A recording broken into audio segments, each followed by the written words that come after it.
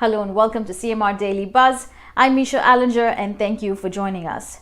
Officers responded to a report of a stabbing incident outside a bar in 7 Mile Shops on West Bay Road around 12:40 a.m. on 24th June. During an altercation between 3 men, one man received a stab wound to his eye, while the other received a stab wound to his abdomen. The man with the knife left the location prior to the arrival of the police.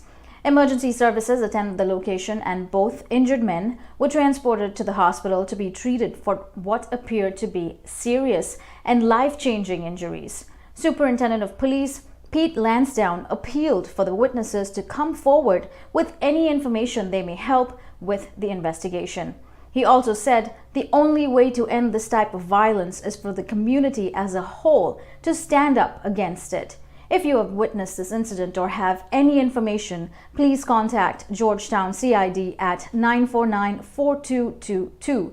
Anonymous tips can be provided directly to the RCIPS via the confidential tip line at 949-7777 or their website rcips.ky.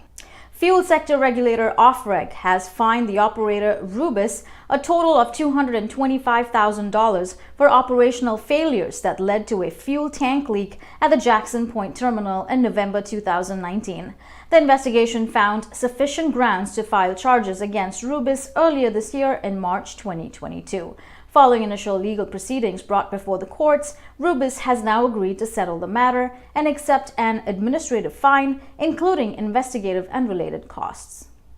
The Cayman Islands Monetary Authority has promoted 5 female employees since the start of this year, including the recent promotion of Angelina Partridge, Helen Spiegel, and Tina Harris. Managing Director Mrs. Cindy Scotland extended her congratulations and commended them on their achievements.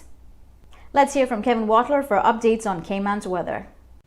Thanks, Misha, and good night, Cayman. I'm Kevin Watler, and this is your CMR Weekend Weather Update. It's brought to you by WG Charters. Some clouds tonight. Temperature will drop to the high 70s.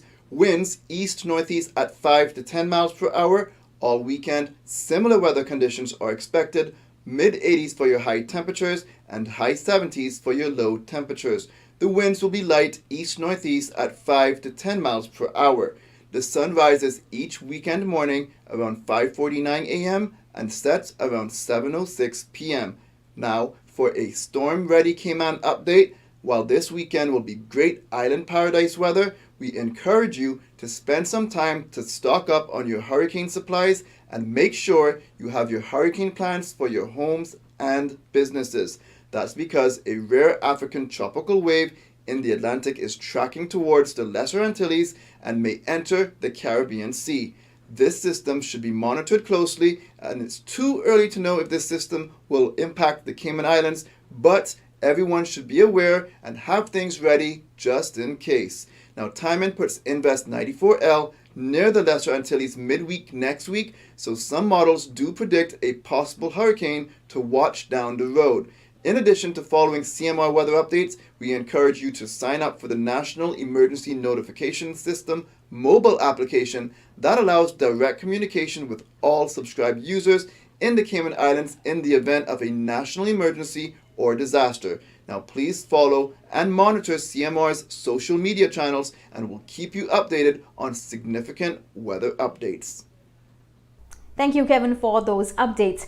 In regional news, Dickon Mitchell was sworn in as Prime Minister of Grenada after defeating Keith Mitchell in the parliamentary elections on 24th June. The 44-year-old notary is a member of the National Democratic Congress, a leftist party that achieved 9 out of 15 parliamentary seats. He obtained 52% of the votes. Meanwhile, Keith Mitchell, who was running for 6th re-election, got 47% of the ballots.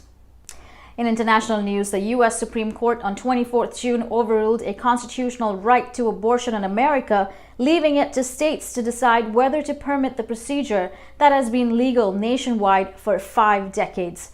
The ruling came less than 2 months after an early draft of Associate Justice Samuel Alito's decision was leaked to a news site, setting off nationwide protests by abortion rights activists. For more in-depth news and headlines, please visit our website, CaymanMallRoad.com. Tune into The Cold Hard Truth with Sandy Hill, Monday to Friday at 7 a.m. on Facebook, YouTube, and Radio Bobo 89.1 FM. Thank you for tuning in to CMR Daily Buzz. I'm Misha Allinger. Please do not drink and drive and stay safe.